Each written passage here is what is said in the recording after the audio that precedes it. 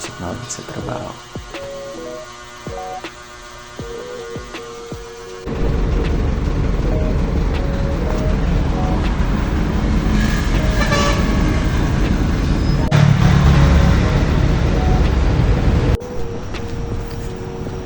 Ayo guys, day 17. 2 days na lang makakapag pre-order na tayo ng damit na. Yeah. As usual, papasok ng trabaho. At yun, kausap ko na din yung supplier ng damit, no. So nakita ko yung damit nila mas quality. Yung acid wash na damit nila is mas maganda. Although medyo pricey siya, nasa 320 per damit. Pero okay na yun kasi hinahabol naman talaga natin ng quality. So yeah. So itong itong paggawa natin ng damit is risky move, no. Talagang big move siya. Kasi ako sa lahat, wala naman talaga akong like ready na capital. Kumbaga sariling pera ko lang talaga, and walang security, ganun. Like all or nothing. Pero ganun naman talaga sa business eh. Hindi mo din kasi mapapalaki yung pera kung hindi mo talaga i-invest sa business. So risky talaga.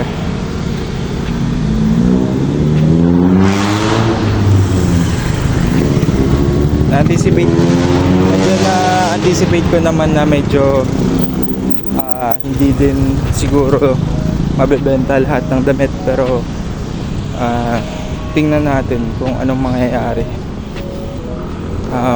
Siguro yung importance na lang nito is kumbaga at least na-publicize namin yung damit at meron kaming hawak na damit, at i-improve na lang next time siguro.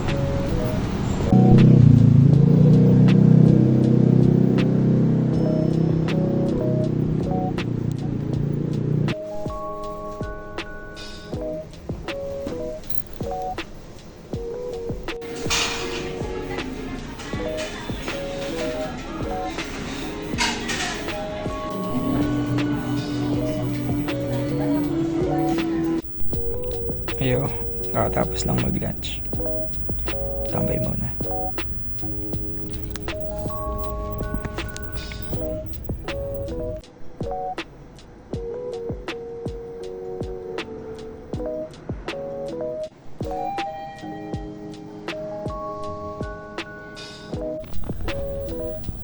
Yo guys, kakatapos ko lang mag-work at yun, actually out na at hihintay lang ako ng lunch. So dito muna ako tatambay. Okay na guys, kukunin ko muna yung certificate ng training ko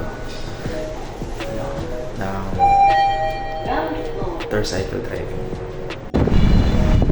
Yo guys, pupunta ako sa driving school na ako saan driving training ako ng motorcycle.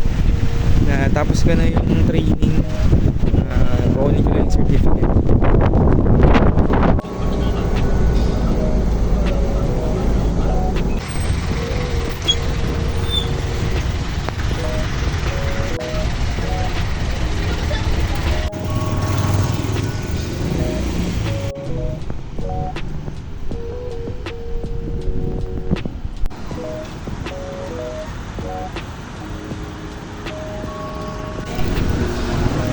So dito na nga ako sa Pililia Street para kunin yung certificate nung practical exam nung sa motorcycle, kasi eventually kukuha ako ng lisensya.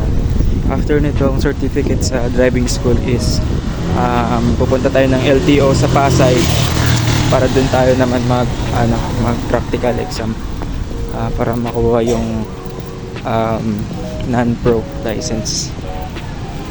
Payment ka na? Yung practical? Ay, hindi ko. Yung kunin ko po yung certificate lang sa practical. Hindi ko po nakuha. Okay. Oh, tagal lang hindi Nag-text nakuha. kasi ako, sabi ko punta daw kayo. Okay. Akala ko siya. Hindi po. Isa motor. Opo, natagal ko hindi nakuha yung Buka sa dito, motor. check natin. Sige, okay lang po. Sige, buka lang dyan. Tapos, ready na client number mo. Yung portal. Po. Sa cellphone. Sige po.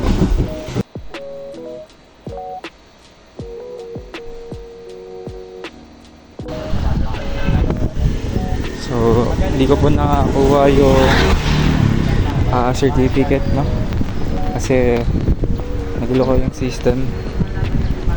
Baka next week na lang ako pupunta ulit para kunin yung certificate ng theoretical exam. So, yeah, pauwi na ako.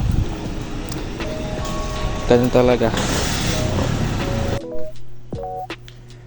Yo guys, nasa bahay na ako and yun nga, medyo failed yung lakad natin kanina sa sa track 1 driving school kasi hindi natin nakakuha yung certificate of completion ng theoretical at practical exam sa motor. So babalik na lang ako next week.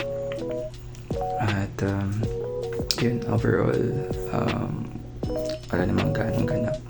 Today is just a normal day, no?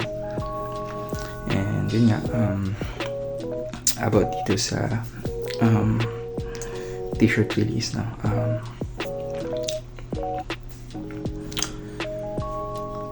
Yeah. Decided na ako. May iba pa kasi akong iniisip, like, hindi lang kasi parang may iba pa akong like finances na financial responsibility, no? At kumbaga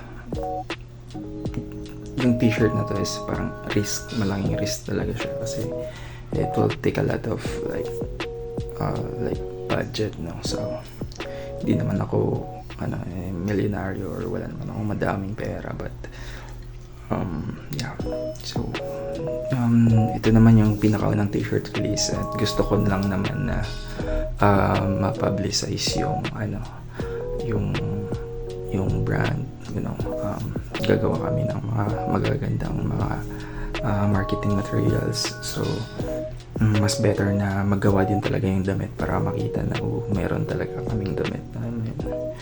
So yun, yeah, kumbaga tataya ko na lahat dito sa business, dito sa off the street, no?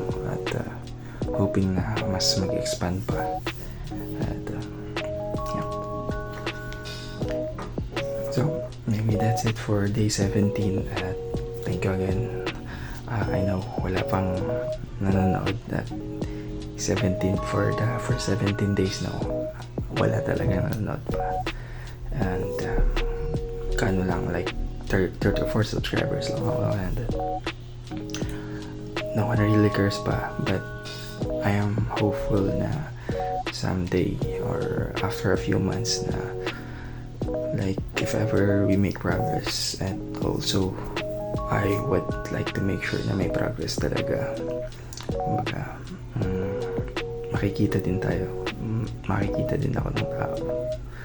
At yun, hanggang susuko at just keep pushing. At especially, lagi lang magtiwala sa plano ng Ama sa taas. So yun. So thank you at papahinga na ako, and that's it for day 17.